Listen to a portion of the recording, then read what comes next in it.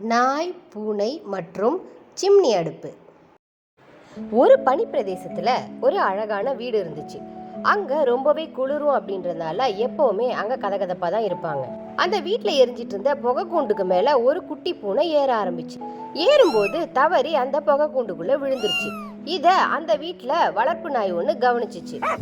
அது உடனே குறைக்க ஆரம்பிச்சிச்சு. ஆனால் அந்த வீட்டில் இருந்தவங்களுக்கு அது புரியவே இல்லை. அந்த நாய் அந்த சிம்னி இருக்கிற இடத்தையே சுத்தி சுத்தி வந்துச்சு. அப்போ அந்த சிம்னியை பார்த்து குறைச்சிக்கிட்டே இருந்துச்சு.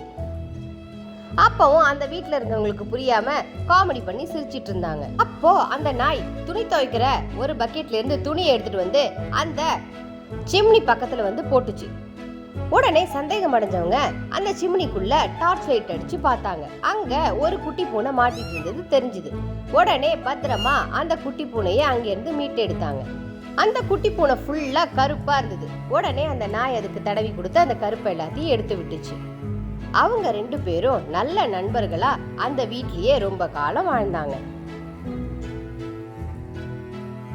நாய், பூனை மற்றும் பண்ணை வீடு.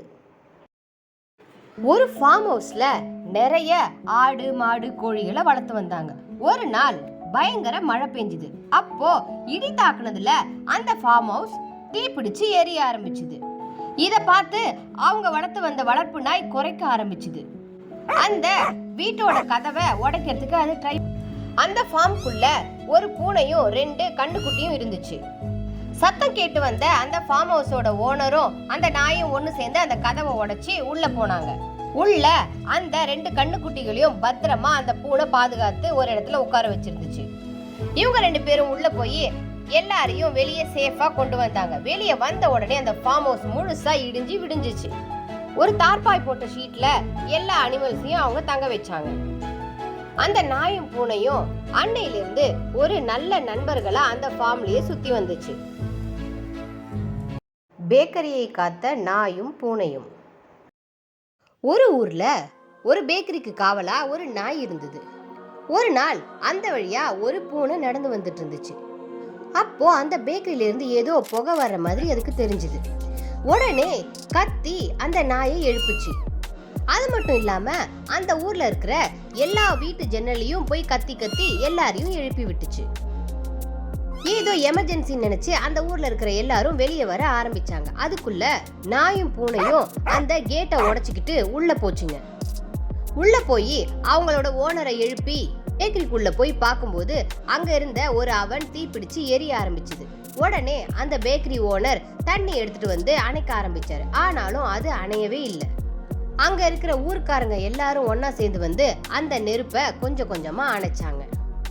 இந்த வீர செயலை செஞ்ச அந்த நாய்க்கும் பூனைக்கும் பிரெட்டும் பாலும் சாப்பிடறதுக்கு கொடுத்தாங்க. அவங்க 2 பேரும் நல்ல நண்பர்களாவும் மாறினாங்க.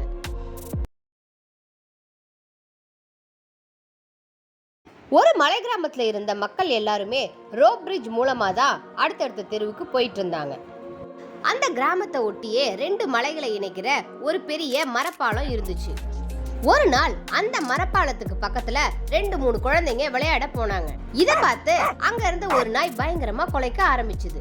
அது மட்டும் இல்லாம பக்கத்துல இருந்த பூனையும் கத்த ஆரம்பிச்சுது.